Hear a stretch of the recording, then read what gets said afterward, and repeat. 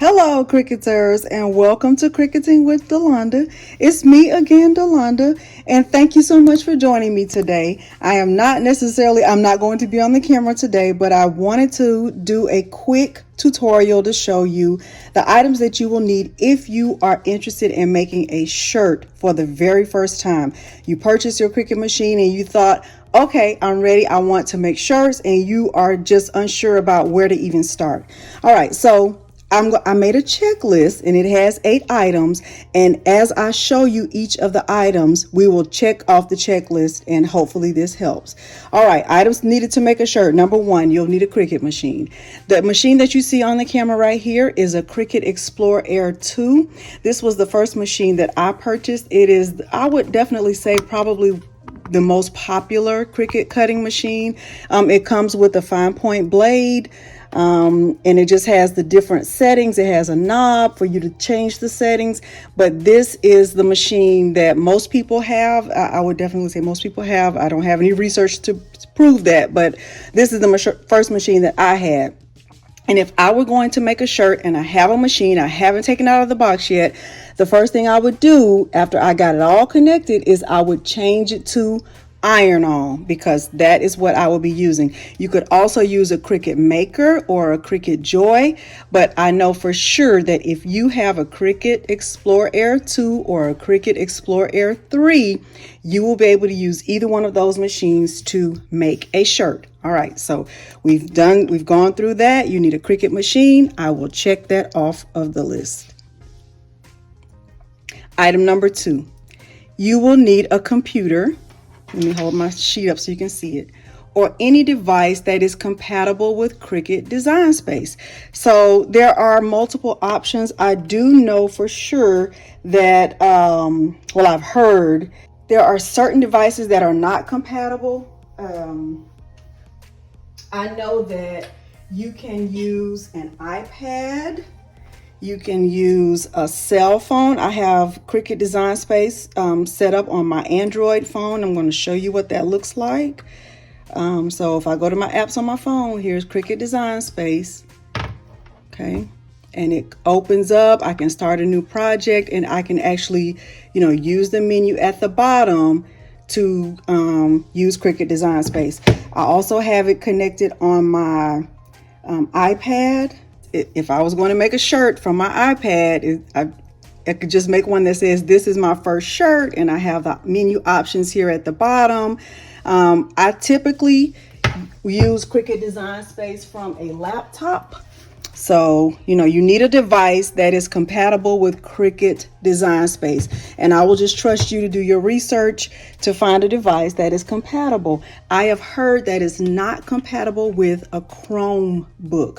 So if you're thinking about getting a Chromebook, because I know they're on the lower end or they're not very expensive, I've heard that they are not compatible with the Chromebook, but I have not tried it for myself. All right, so I'm going to check that off. So we know we need a Cricut cutting machine, and we also need any device that is compatible with Cricut Design Space. I'm going to check that off. All right, number 3, we need a shirt. So I have a Gildan shirt right here. I purchased this shirt from Walmart. It is 100% cotton. You don't have to use a 100% cotton. This is a black Gildan shirt, also purchased from Walmart. This is a purple Gildan shirt. I purchased this shirt from Hobby Lobby, I believe. You can purchase shirts in bulk, or you can purchase them locally. I know Walmart sells t-shirts, so does Hobby Lobby, so does Joann's Fabrics, and I know Michaels also sells shirts. The brand of the shirt is not a big deal. If you are just making a shirt using heat transfer vinyl, it doesn't matter what brand, it doesn't matter what color. All you need to make sure is that you have the size that you will need when you are making a shirt. Okay, so we've gone through number 1, we need a Cricut cutting machine. We've gone through number 2, we need a device that is compatible with Cricut Design Space. We need a shirt. Okay, so the shirt just needs to fit you or whoever you're making it for. All right, number 4, we need a standard grip cutting mat. Okay, there are multiple companies that make standard grip cutting mats. I'm going to show you what a Cricut standard grip cutting mat looks like. This is a Cricut standard grip standard grip cutting mat. And I just put this, you know, my cover on my mat. I keep my cover, so when you purchase a mat, it'll come with the plastic cover on it. It is important to keep the plastic cover. You don't have to get the Cricut brand. Cricut brand is, of course, is compatible with Cricut products, but I also I use the Nakapa brand of standard grip mat. It's the same size as the Cricut brand. It also comes with a cover. You could also get the HTV Ront brand of standard grip mat. There are multiple companies that make standard grip mats. I just typically buy whatever is on sale. Okay, so I'm not dedicated to using one specific brand. I buy what is on sale. And you'll find that out too, especially if you are new to crafting. All right, so number 4 is a standard grip cutting mat. All right, number 5, you'll need a weeding tool. Let me get my weeding tool and show you what that looks like. This is a weeding tool. This is the Cricut brand weeding tool. Okay, you'll know you have to be very careful with these because they are super pointy. I have multiple weeding tools because I purchase a lot of I overshop. My name is Delonda and I overshop. I did find out recently that the caps come off the end of these. So, you know, if you're weeding your material out, and you can put the scraps in the cap. So look at that, I made a little wrap. But there are other weeding tools that I love. I just typically use whatever's closest. This is my favorite weeding tool of all time. It is called a pen weeding tool. I purchased this from 143 Vinyl. I will leave a link down below in the description for you to check this out. This is I love this weeding tool. Okay, so I don't know if you can see it. Let me see if I can put it behind the paper so you can see it better. See how thin that little tip is? So I love this pen weeding tool. I just recently ordered another one in lavender because they were having a sale. Caesar, some people call it Sizer. They also make a weeding tool. This one is pretty good too. It looks like this. I'll leave a link down below for this one too. This one is very sharp. I recently started using this one more often, but that pen weeding tool does do a good job of getting the little tiny spaces, the little pieces of vinyl that you might have a hard time with. All right, so we are on number 5. Number 5 was you'll need a weeding tool. The most popular one, of course, is the Cricut brand, but as you start crafting, you'll figure out which one you like the best. All right, number 6, you will need vinyl. Not just any vinyl, you'll need heat transfer vinyl, also known as iron-on vinyl, and it's also called HTV. H for heat, T for transfer, and V for vinyl, heat transfer vinyl, or HTV. You will need HTV in order to make your first shirt. Let me show you some examples of heat transfer vinyl. There are tons of options when you are considering heat transfer vinyl or iron-on vinyl. This brand is called Paper Studio. It just says solid iron-on. So I know that this one is pink. I know that I'm going to get one roll. This is a 12 by 24 inch sheet of vinyl. Okay, so that's one option. This is glitter iron-on. So I know that if I want a glitter effect, I could use this one. This is also 12 by 24. It's light pink and it's one roll. Those are things you can pay attention to. This is the Cricut brand of iron-on. This is Cricut Everyday Iron-On. Okay, and what size is 12 by 24, and the color is red. All right, and then this is the Caesar, maybe it's called Caesar Easy Weed HTV. So they didn't spell it out. It's HTV, but it's the same thing. It's heat transfer vinyl. What size is it? 11.8 inches by 36 inches. So, you know, with this roll, you're getting more than you would with this roll, because remember here you were getting 24 inches, and on this roll you're getting 36 inches. So you're getting a whole foot more. This is a brand that I love right here. This one is called Care G, and it comes in a package of 45 sheets of heat transfer vinyl. Okay, and each of the sheets are 12 inches by 10 inches. What I like about this is that it has assorted colors. It's easy to cut, easy to weed. What I love the most about this is that it is cold peel or hot peel. That means that after I finish, oh, that's my phone, after I finish pressing my image onto my shirt, I don't have to wait for the image to cool down before I peel it off. I can just peel it off right away. So that's one option. And I also like this one, and I've never been able to pronounce this one. Is you can see the name ARHIKY. Is also heat transfer vinyl, 42 sheets, 12 by 10. And I think it's pretty much the same as the Care G. It does have cold peel or hot peel, and it tells me that I can press it. I can use the iron or my heat press, and it tells me that I need to do it for 302 degrees for 10 to 15 seconds. So it gives you the directions, especially if you are new, because it's hard to remember all the different settings, because each brand of vinyl comes with different heat settings and pressure settings and all of that, and it's important to know what you're working with. So we've gone through 5 items. That was the 6th item. We need a Cricut machine, we need a device, we need a shirt, we need a standard grip mat, we need a weeding tool, and we need vinyl, heat transfer vinyl. Okay, I'm gonna check that off. All right, number 7, we need a heat source without steam. Let me show you some options. When you are working with heat transfer vinyl, the first word in that description is heat. You will need a heat source.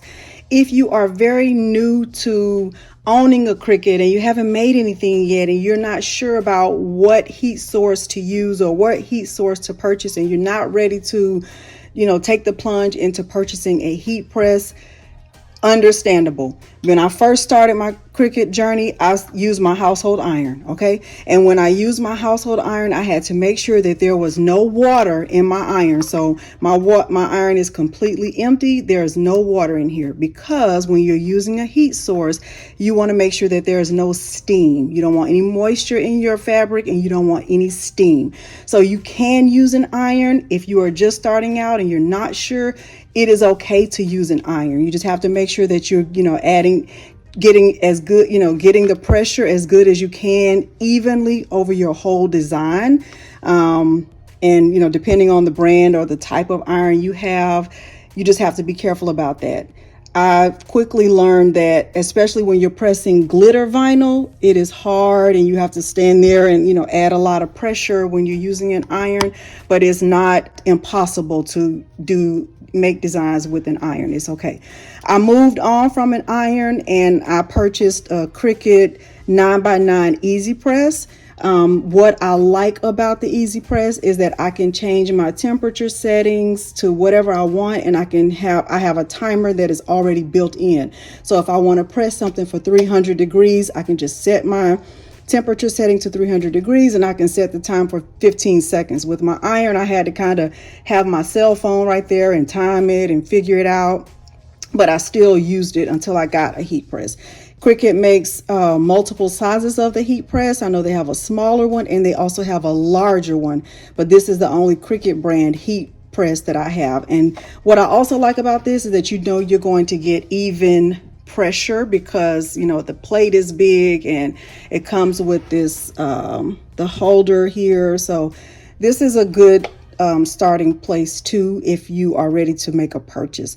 The one thing I kind of didn't like about this is that sometimes you also have to add a lot of pressure when you are pressing something that requires more pressure. So after I had this for a while, I also purchased this one. This one is the HTV Ront brand of heat press. It's a mini press, and this is probably one of my best deals.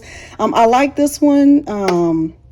It doesn't have a timer. It's not plugged up, but it doesn't have a timer on it, but it does get really hot really fast, and it does have an auto shut off feature. So I like that. If you don't use it within, I think, 2 or 3 minutes, it will start beeping and then it'll turn off.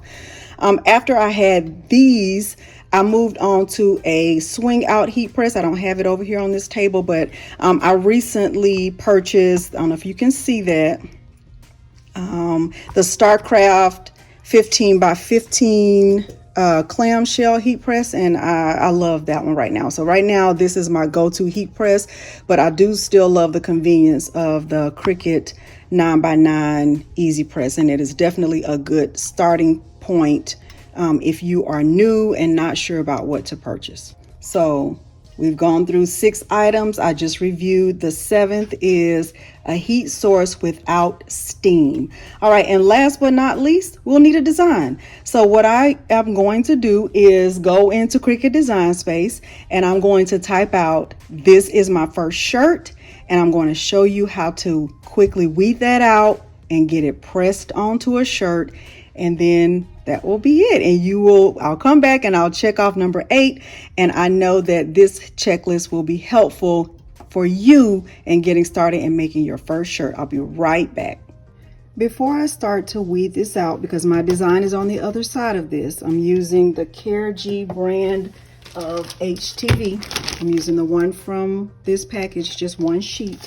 Before I start to weed it out, I did place it on my standard grip mat. I did place it face down. So if I peel this back, you can see the color of the vinyl that I'm using is this like light green. Okay, so when you're using HTV, you place it face down on the mat. You should not be able to see the color.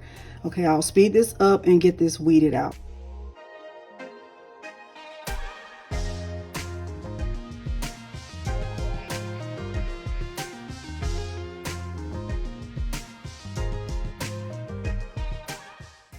Now that I have my design weeded out, I can peel it back. I can turn my mat over and just peel it back, and I see that this is what my design will look like. So it looks like it's backwards because when you make your design in Design Space and you're putting it on fabric, you have to mirror it, so it's going to look backwards.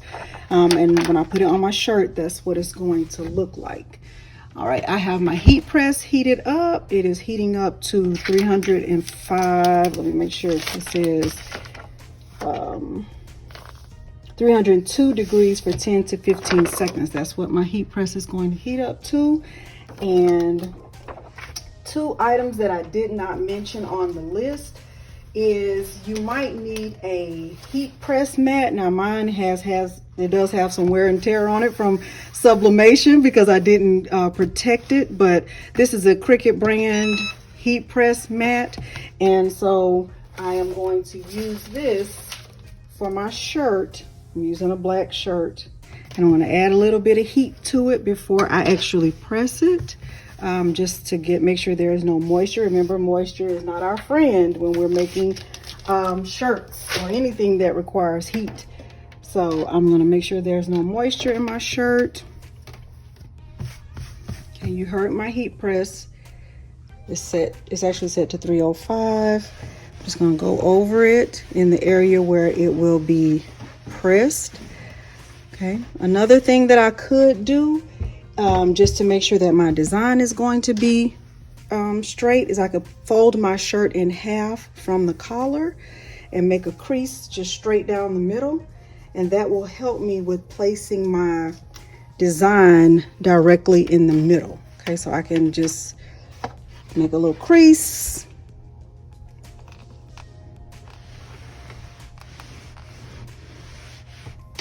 Okay, just kind of going over it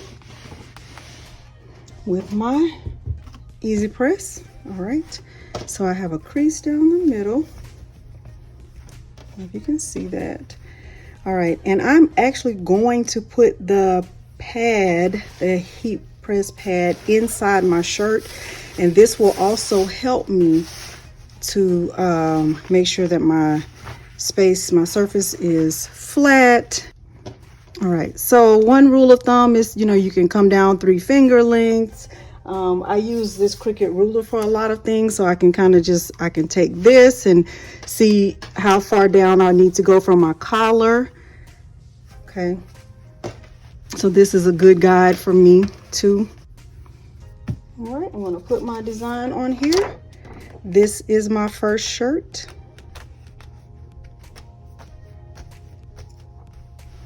Move it up so you can see it. This is just this parchment paper. regular, this is even the Great Value brand from Walmart, non-stick parchment paper.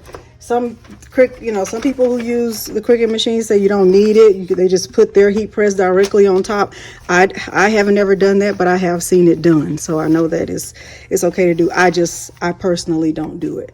All right, so I'm going to press my design for 15 seconds. And because my heat press is only 9x9 and my design is bigger than that, I know that I'm going to press it and then I'm going to have to move it and press it again to make sure I get the same amount of heat in every place on my shirt. I'm going to speed that part up.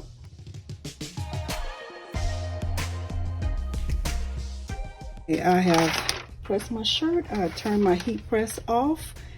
And now I'm going to, when they said hot peel or cold peel, my shirt is still hot. So I'm going to still go ahead and peel it off.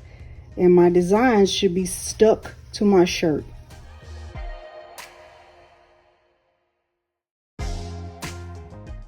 There you go.